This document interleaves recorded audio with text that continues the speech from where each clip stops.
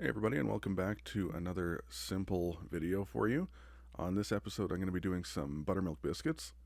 They can both be affordable and they are extremely fast to put together. All you need is some flour, salt, baking soda, baking powder, buttermilk, and some butter. Now whether or not you actually use butter is up to you. I use margarine in mine and they come out just as good, just a little bit less buttery. What you want to do is mix your dry ingredients together right here, get them all incorporated together, and then you want your butter or your margarine to be frozen when you do this. You'll need a cheese grater or a box grater or anything like that, and you want to grate your frozen butter or margarine directly into your flour if possible because it keeps it from clumping a little bit.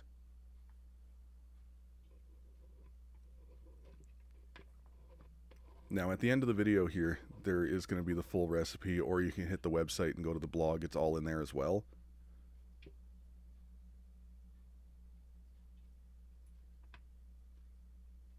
Now I sped up the shredding of the butter because you don't need to see that for the 3 or 4 minutes it takes. I'd also recommend putting your flour in the freezer as well. The key to a good biscuit is keeping everything as cold as possible while you're working on it. Now I shook the butter, or sorry, in my case the margarine, with the flour to keep it from clumping together. That way you get that nice little tiny crumble mixture. Then you want to add your buttermilk and mix it together a bit.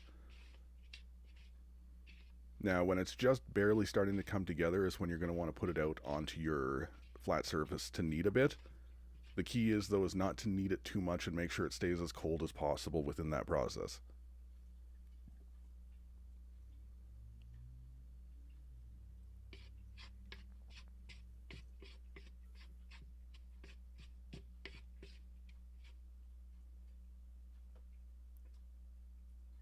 Now, when I did this one, I unfortunately ended up with it being a little bit too dry. I don't show it in the video, but after I had put it out onto the counter for actual forming, I ended up adding probably about another 3 tablespoons of buttermilk to it. It was very dry here when I was making this, and at a higher altitude, it also kind of causes some issues too.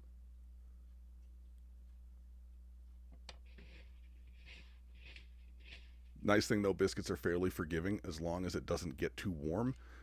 If the butter starts to melt, that's when it starts to become an issue.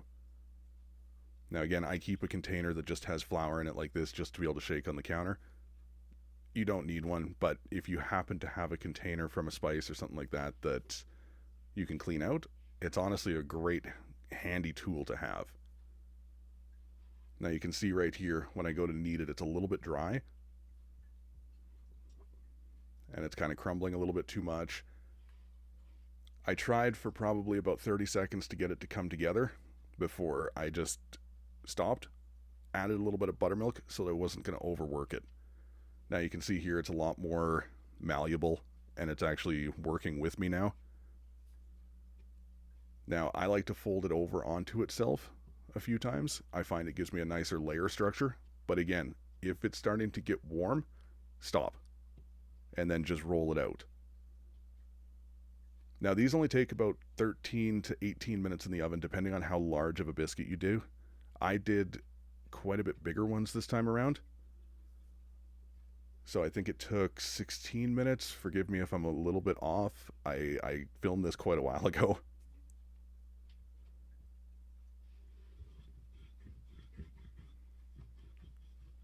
I do know that when I was rolling it out, it was still incredibly cold.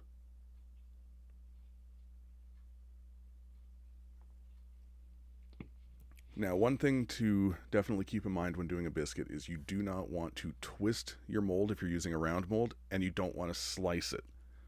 What ends up happening if you do this is it actually seals the edges down, and then it doesn't rise in the oven like it should. You also want to get this to about a ½ inch thickness or a little over a centimeter thick.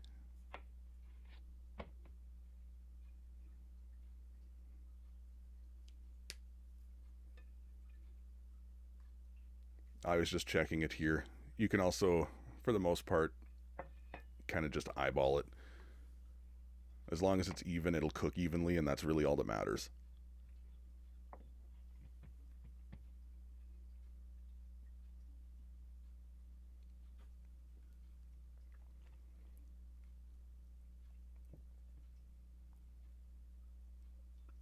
And then, like I say here, I just cut it into 8.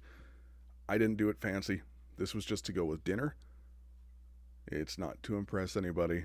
It's just for a tasty little treat to go with what I was making that night.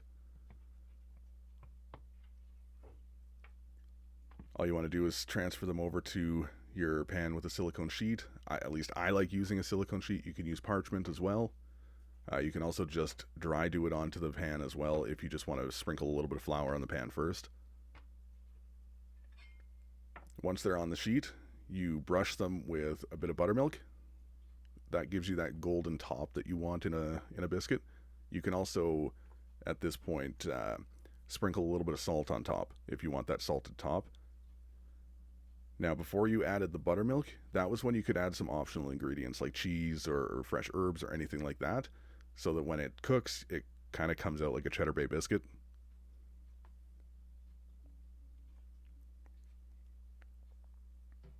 But this is your finished product. It's fluffy, they're layered, nice and flaky,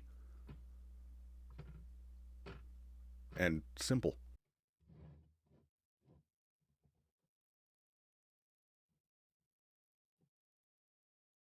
As you can see when I open it right here, it perfectly tears apart with layers.